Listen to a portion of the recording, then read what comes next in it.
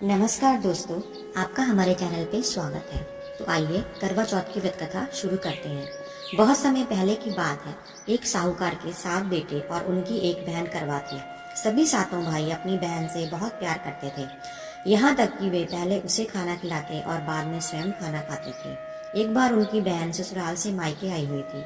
भाई जब शाम को अपने काम से घर आए तो देखा कि उनकी बहन बहुत व्याकुल थी। सभी भाई खाना खाने बैठे और अपनी बहन से भी खाने का आग्रह करने लगे, लेकिन बहन ने बताया कि उसका आज करवा चौथ का निर्जल व्रत है और वह खाना सिर्फ चंद्रमा को देखकर उसे अर्घ देकर ही खा सकती है। क्योंकि चंद्रमा अभी तक नहीं निकला है, इसीलिए वह भूख प्यास से व्याकुल हो उठी है। सबसे छोटे भाई से अपनी बहन की हालत देखी नहीं जाती और वह दूर पीपल के पेड़ पर एक दीपक जलाकर चलने की ओट में रख देता है। दूर से देखने पर ऐसा प्रतीत होता है कि जैसे चतुर्थी का चांद निकल रहा हो। इसके बाद भाई ने अपनी बहन को बताया कि चांद निकल आया है, तुम उसे अर्घ देने के बाद भोजन कर सकती हो। बहन खुशी के मारे सीढ़ियों पर चढ़कर चांद को देखती है, उसे अर्घ देकर खाना खाने बैठ जाती है। वह पहला टुकड़ा मुंह में डालती है तो उसे छींक आ जाती है, दूसरा टुकड़ा डालती है तो उसमें बाल निकल आता है और जैसे ही तीसरा टुकड़ा मुंह में डालने की कोशिश करती है तो उसके पति की मृत्यु का समाचार उसे मिलता है। वह बखला जाती है और वह बहुत दुखी होती है। उसकी भाभी उसे सच्चाई से अवगत कराती है कि उसके साथ ऐसा क्यों हुआ है। करवा चौथ का व्रत गलत तरीके से टूटने के कारण देवता उससे नाराज हो गए हैं और उन्होंने ऐसा किया है। सच्चाई जानने के बाद करवा निश्चय करती है कि वह अपने पति का अंतिम संस्कार नहीं होने देगी और अपने सतीत्व से उन्हें पुनः जीवन दिलाकर रहेगी। वह पूरे 1 साल तक अपने पति के शव के पास बैठी रहती है, उसकी देखभाल करती है, उसके ऊपर उगने वाली सुईनुमा घास को वह एकत्रित करती आती है।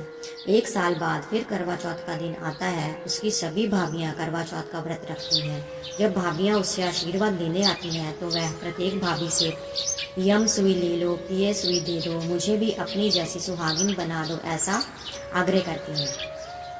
लेकिन हर बार भाभी उसे अगली भाभी से आग्रह करने का कहकर चली जाती है। इस प्रकार जब छठे नंबर की भाभी आती है तो करवा उससे भी यही बात दोहराती है। यह भाभी उसे बताती है कि चूंकि सबसे छोटे भाई की वजह से उसका व्रत टूटा था, अतः उसकी पत्नी में ही शक्ति है कि वह तुम्हारे पति को दोबारा जीवित कर सकती है। इसीलिए जब वह आए तो तुम उसे पकड़ लेना और जब तक वह तुम्हारे पति को जिंदा न कर दे उसे नहीं छोड़ना। ऐसा कहकर वह चली जाती है। सबसे अंत में छोटी भाभी आती है। करवा उनसे भी सुहागिन बनने का आग्रह करती है, लेकिन वह टाल मटोली करने लगती है।